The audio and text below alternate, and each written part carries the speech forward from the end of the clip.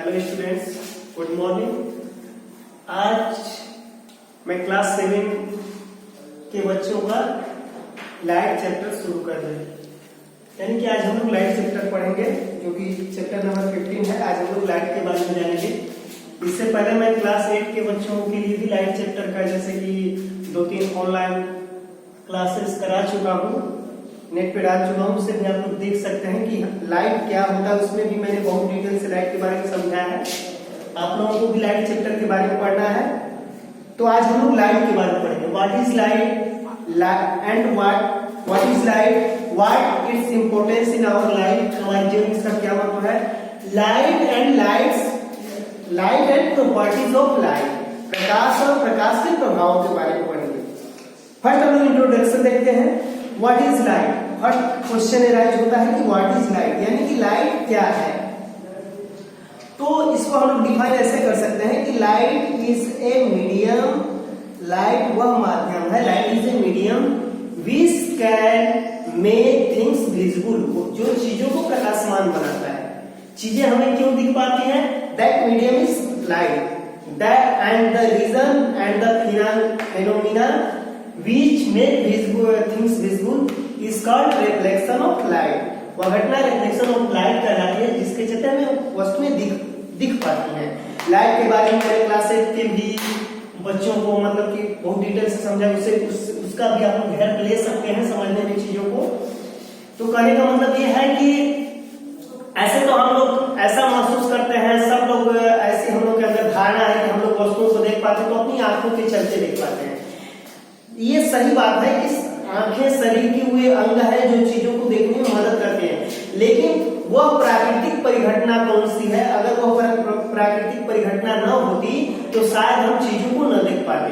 जैसे कि हम डे टाइम में वस्तुओं को क्लियरली देख पाते हैं, नाइट टाइम में क्यों नहीं देख पाते, क्योंकि because there is absence of light. In night there is absence of light, क्योंकि रात्रि के पहर में प्रकाश की अनुपस्थिति होती है, इसीलिए हम लोग चीजों को नहीं देख पाते, चीजें हमें दृश्य नहीं हो पाती, क्योंकि रिफ्लेक्शन ऑफ लाइट उस टाइम में नहीं हो पाता, क्योंकि प्रकाश की अनुपस्थिति होती है। इसलिए डज नॉट अगर रिफ्लेक्शन ऑफ लाइट नहीं हो पाती। इस कारण हम लोग रात्रि के प्रहर में चीजों को नहीं देख पाते। बट इन डे टाइम में प्रेजेंस ऑफ लाइट होता है, लाइट की उपस्थिति होती है, सो अपर रिफ्लेक्शन ऑफ लाइट, इसलिए रिफ्लेक्शन ऑफ लाइट होता है, इसलिए हम वस्तुओं को देख पाते हैं। तो प्रकाश का हमारे जीवन में वस्तुओं को देखने में बहुत ही अहम योगदान है, जिसके चलते हम वस्तुओं को देख पाते हैं। ठीक है।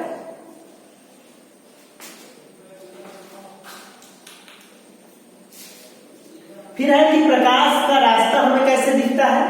जैसे कि हम लोग मान लेते हैं कि हम लोग देखते हैं अगर किसी के घर में अगर कहीं से कोई सुराख होता है, होल होता है, तो हमें लगता है कि प्रकाश का एक सीधा स्ट्राइक कमरे में आ रहा है। तो वो प्रकाश का रास्ता हमें कैसे दिख पाता है, कैसे विजिबल हो पाता है, क्योंकि जो वायुमंडल में मौजूद डस्ट पार्टिकल है हमारे एटमॉस्फेयर में, हर एक डस्ट पार्टिकल के द्वारा प्रकाश का स्कैटरिंग होता है, बिखरा होता है, जिसके चलते हमें प्रकाश दृश्य हो पाता है। इसका हम सिंपल एग्जांपल ले सकते हैं कि कमरे में अगर किसी के बाहर से कोई होल छूटा है तो उस सुराख से होकर प्रकाश कमरे में आता है। तो ऐसा नहीं है कि हमें जो प्रकाश आता है वो इस तरह दिखता है, ऐसा बात नहीं है। जो भी है हमें स्ट्राइप की तरह से दिखता है। ठीक है। तो और ये सब डस्ट पार्टिकल होते हैं जिससे प्रकाश में दिखता है। तो इससे हम लोग क्या करते हैं कि इस तरह प्रकाश का रास्ता हमें विजिबल हो पाता है। अदरवाइज ऐसे हम लोग को प्रकाश का रास्ता नहीं दिख पाता, क्योंकि कंटिन्यूसली प्रकाश आते रहता है, इसलिए नहीं रास्ता दिख पाता वहां पे। फिर नेक्स्ट है कि अगर प्रकाश के रास्ते में प्रकाश सीधी रेखा में गमन करता है और प्रकाश के रास्ते में अगर कोई अवरोध आ जाता है, प्रकाश के रास्ते को रोकने वाला कोई थिंग आ जाता है, जैसे वुड हो गया, मेटल हो गया, कोई जैसे वुड हो गया, मेटल बॉक्स हो गया, तो क्या करता है कि प्रकाश के रास्ते में अवरोध डाल देता है, जिसके चलते शैडो फॉर्म होता है। इधर शैडो फॉर्म होता है।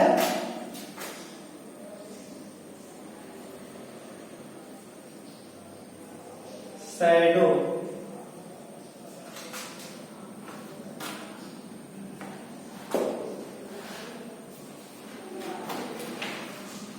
when light rays are sent by which are falling on the surface of an object is called reflection।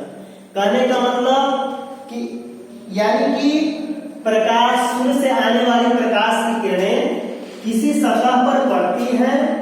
सूर्य से आने वाली प्रकाश की किरणें किसी सतह पर पड़ती हैं और उस सतह के द्वारा रिफ्लेक्ट कर दे, मतलब सेट बैक कर दी जाती हैं, पुनः लौटा दी जाती है उस सतह द्वारा। ऐसा उस केस में होता है जब सतह का कोई भाग धातु का लेप किया हो या कोई मतलब कि मोटा हो, ठीक हो, जो कि जिसके अंदर से प्रकाश के जाने की गुंजाइश न हो, तो कहने का मतलब कि वो प्रकाश की किरणों को रिफ्लेक्ट कर दिया जाता है, उसके द्वारा सेंड बैक कर दिया जाता है। इस परिघटना को रिफ्लेक्शन बोलते हैं। इसे इंसिडेंट रेज बोलेंगे, फॉलिंग रेज भी बोलते हैं, इंसिडेंट रेज या फॉलिंग रेज, फॉलिंग रेज, और इसे रिफ्लेक्टेड रेज बोला जाता है।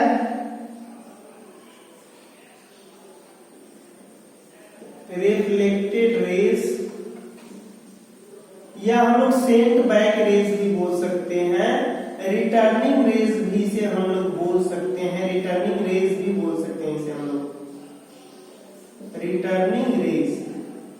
तो प्रकाश की किरणें अगर किसी सतह पर पड़ती हैं, वो सतह मान लीजिए कि मोटा है, उसके अंदर से प्रकाश की किरणों की मतलब कि पास होने की गुंजाइश नहीं है, उसका कोई भाग धातु का लेप किया हुआ है या कोई अदर लेप किया हुआ है, पेंट चढ़ा हुआ है, कलर किया हुआ है, तो उसके अंदर से प्रकाश के इसके अंदर घुसने की गुंजाइश नहीं होती, इसलिए उस सतह द्वारा प्रकाश परावर्तित कर दिया जाता है, सेंड बैक कर दिया जाता है।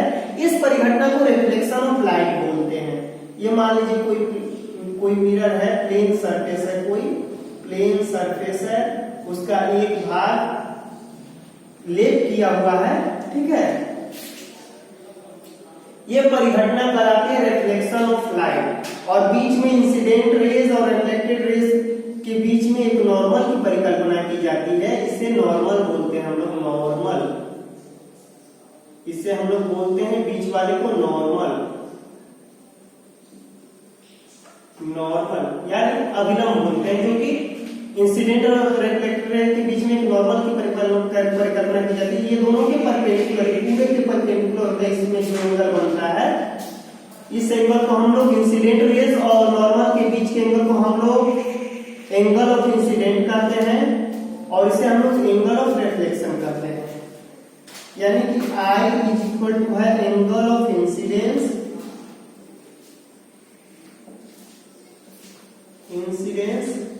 And angle I is equal to है एंगल ऑफ रिफ्लेक्शन,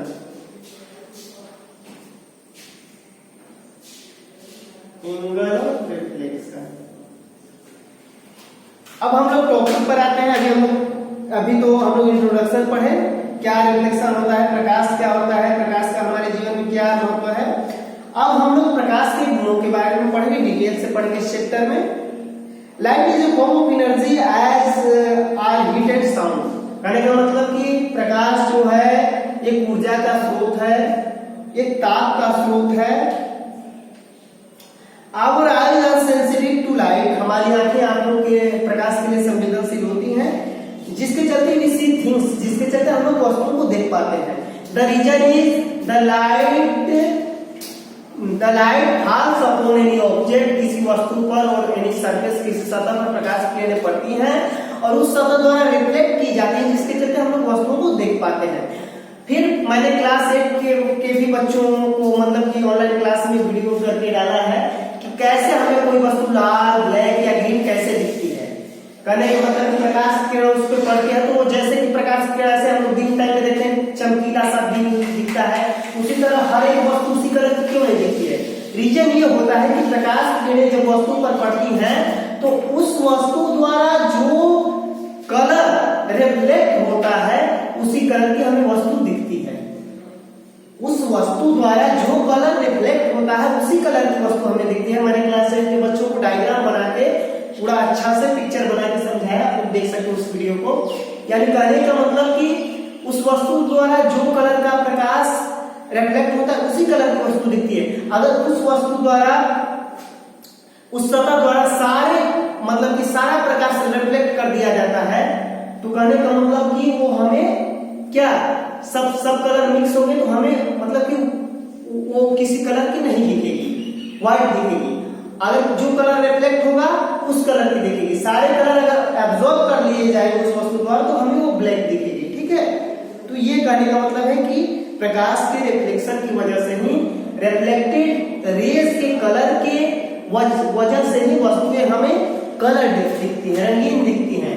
यानी कि the colour of the things depends on the colour of the reflected ray. Colour of the reflected ray यानी कि परावर्तित किरण के कलर पे निर्भर करता है वस्तुओं का कलर, वस्तुओं का रंग। If there is no light, we cannot see things. यदि लाइट नहीं होता तो हम लोग वस्तुओं को नहीं देख पाते। For instance, एग्जाम्पल के तौर पर हम लोग देख सकते हैं कि if we heat a poker in a fire, it first get red hot and gives off a feeble red light. ठीक है, then it gets yellow and finally it glows white hot. यानी किसी भी चीज को तब गर्म करते हैं तो तब तो होता है, फिर मतलब कि ग्लो होता है, प्रकाशमान होता है। We infer the position of objects in our environment by assuming that light moves from objects to our eyes in straight line path. ठीक है, और जैसा कि हम लोग जानते हैं कि प्रकाश सीधी रेखा में गमन करता है। प्रकाश का प्रॉपर्टी होता है, ये है, मान लीजिए कि ये कोई लाइट सोर्स है,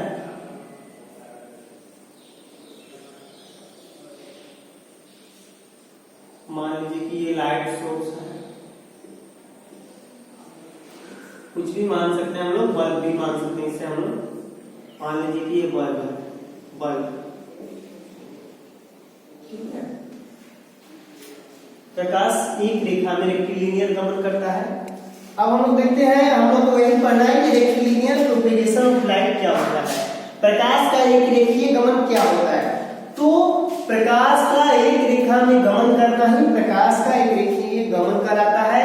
यानी travelling of light in a linear pathway, प्रकाश का एक सीधी रेखा में गमन करना प्रकाश का रेक्टिलिनियर प्रोपेगेशन कराता है। जैसे कि मान लीजिए कि यहाँ पे कोई कैंडल हो गया, कैंडल है, तो अगर हम लोग इस कैंडल को देखेंगे इस तरह, मान लीजिए कैंडल है और कार्डबोर्ड का एग्जांपल देकर समझाता है इसको कि कोई कार्डबोर्ड ले लीजिए, उसमें 2-3 छिद्र हो,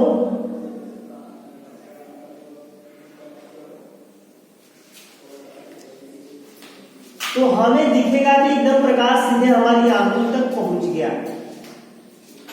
ये प्रकाश के रेक्टिलिनियर प्रोपेगेशन का एग्जांपल है।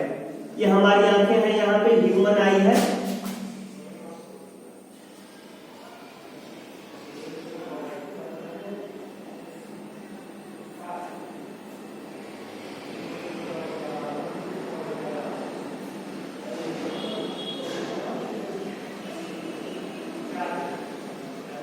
आई,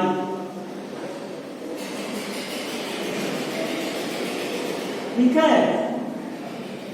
एक दूसरा एग्जांपल भी हम लोग समझ सकते हैं। एग्जांपल फर्स्ट हो गया,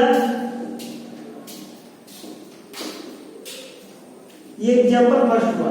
एक एग्जांपल इसमें देख सकते हैं, जैसे कि बुक में भी दिखाया कि कैंडल कोई है, मान लीजिए कोई कैंडल है, यहाँ पे कोई कैंडल है और कोई लड़का इसे एक बार ये क्या करता है कि एक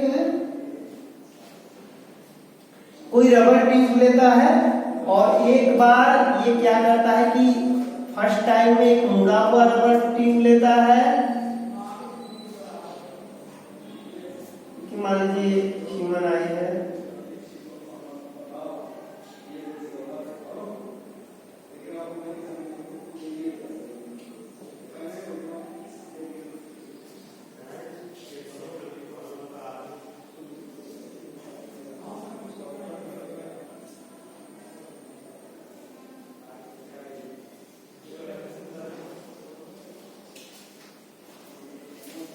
तो फर्स्ट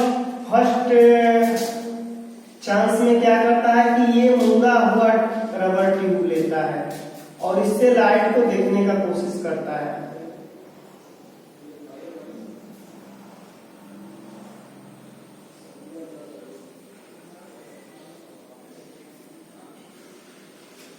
मुड़ा हुआ रबर ट्यूब लेता है, इसे देखने की कोशिश करता है। तो क्या होता है, ये इसे क्लियरली नहीं दिख पाता है light. This shows the light travels along a straight line, यानी कहने का मतलब फर्स्ट टाइप में जब देखता है कि rubber tube which can be easily bend and look at the lighted candle, you will be able to see the flame of the candle clearly. Now bend the tube in the middle. What do you find? We find that we cannot see when the tube is bent. This shows the light travels along a straight line. तो इस case में क्या करना है, ये case first हो गया। Case first में इसे लाइट अच्छे ढंग से नहीं दिख पाता। जब बेंड किया हुआ ट्यूब लेता है तो अच्छे ढंग से नहीं दिख पाता। वहीं अगर एक सीधा ट्यूब लेता है, कोई सीधा रबर ट्यूब लेता है और लाइट को देखने का कोशिश करता है, तो इसे क्या होता है, लाइट एकदम क्लियरली दिखता है, इजीली दिखता है, क्लियरली दिखता है, जो कि ये शो करता है कि लाइट जो है सीधी रेखा में गमन करता है। थोड़ा फिगर बनाने में क्लियर नहीं है, थोड़ा सॉरी फॉर दैट। तो इस स्थिति में इसे केस, और ये है नीचे वाला केस 2 है। केस 2 में उसे लाइट क्लियरली दिख पाता है, ठीक है। इस स्थिति में इसे ही हम लोग लाइट का रेक्टिलिनियर प्रोपेगेशन कहते हैं, यानी कि प्रकाश सीधी रेखा में गमन करता है, जो ये सोर्स करता है। इस स्थिति में लाइट सीज क्लियरली, उस लड़की को लाइट क्लियरली दिख पाता है, ठीक है, बॉय या गर्ल जो भी है। और इस स्थिति में लाइट क्लियरली नहीं दिख पाता, ये शो करता है कि प्रकाश एक सीधी रेखा में गमन करता, ठीक है।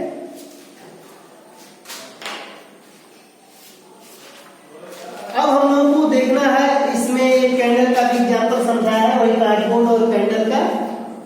फिर अब है हम लोग को देखना है ट्रांसपेरेंट, ट्रांसलूसेंट और ओपाक ऑब्जेक्ट क्या होते हैं। तो कहने का मतलब कि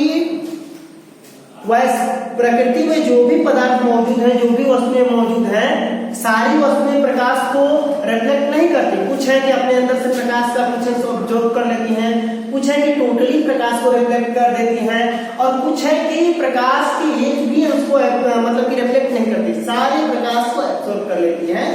इस आधार पे the things can be divided into 3 categories that are called transparent object, translucent object and opaque object. Now we understand one by one these objects. First, a transparent object. It is medium through which light propagates easily or passes easily. यानी कहने का मतलब कि वह माध्यम जो प्रकाश किरणों को जो प्रकाश किरणों को अपने अंदर से पूर्णतः मतलब कि पास होने दे, पूर्णतः गुजरने दे, that allow the light rays totally inside it, अपने अंदर से पूर्णतः गुजरने दे, वो ट्रांसपेरेंट ऑब्जेक्ट कहलाता है। जैसे कि ग्लास हो गया, वाटर हो गया, जैसे कि ग्लास हो गया, वाटर हो गया।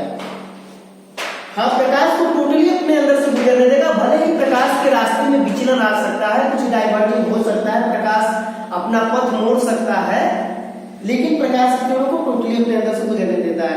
फिर सेकेंड है ट्रांसलूसेंट ऑब्जेक्ट। जैसा कि मैंने 8th क्लास के बच्चों को समझाया था कि हम जब चम्मच पानी में डालते हैं तो मुड़ा हुआ मालूम होता है, क्योंकि चम्मच का कुछ भाग जो एयर में है, जो कम डेंस माध्यम है, पानी ज्यादा डेंस माध्यम है, तो जब चम्मच को हम लोग एयर से पानी में डालते हैं तो प्रकाश किरण जब एयर से वाटर में फ्लो होती है, गुजरती है, तो क्या करती है, उनका जो रास्ता है, जब ये एयर है यहाँ पे, अगर प्रकाश की किरणें एयर से यहाँ पे मान लीजिए एयर है और यहाँ वाटर है, तो एयर से वाटर में जब प्रकाश की किरणें जाएंगी तो ये रास्ते से अपने थोड़ा विचलित जरूर होगी, इस तरह मान लीजिए हो जाएगी। फिर जब ऐसे विचलित जरूर होंगे, लेकिन फिर भी स्ट्रेट वे में ही गमन करेंगे, स्ट्रेट पाथवे में ही गमन करेंगे। इसलिए हमें चम्मच मुड़ा हुआ मालूम पड़ता है। अगर हम लोग चम्मच को कोई पानी में डालते हैं तो उसका जितना भाग पानी में रहता है मुड़ा हुआ मालूम पड़ता है। ये दर्शाता है कि प्रकाश जब कम घने माध्यम से ज्यादा घने माध्यम में जाता है तो उसके मार्ग में, उसके पथ में थोड़ा विचलन होता है, थोड़ी मुड़ती है, ठीक है, प्रकाश की किरणें। और फिर लेकिन उनके गमन करने का जो रास्ता होता है स्ट्रेट वे ही होता है, जिस तरह से भी मुड़ेंगे, ठीक है। अब नेक्स्ट है हम लोग का translucent object. Translucent object is a medium which allow the light rays to pass through it partially, जो अपने अंदर से प्रकाश की किरणों को अंशतः गुजरने देती है, जो टोटली गुजरने देती है। ट्रांसपेरेंट मीडियम हो गया, पारदर्शी माध्यम हो गया, जो अपने अंदर से प्रकाश की किरणों को अंशतः गुजरने दे, कुछ गुजरने दे कुछ नहीं गुजरने दे, वो ट्रांसलूसेंट ऑब्जेक्ट कहलाती है, ठीक है। यानी कि कहने का मतलब ट्रेसिंग पेपर हो गया, ग्राउंडेड ग्लास हो गए, ये सब हो गए। और एक होता है opaque object, that medium which does not allow light rays to enter inside it, जो प्रकाश की किरणों को अपने अंदर प्रवेश होने की अनुमति नहीं देती है, प्रवेश नहीं होने देती है, वो ओपाक्यू ऑब्जेक्ट कहलाती है। और जो भी शैडो फॉर्म होता है ओपाक्यू ऑब्जेक्ट की वजह से ही होता है।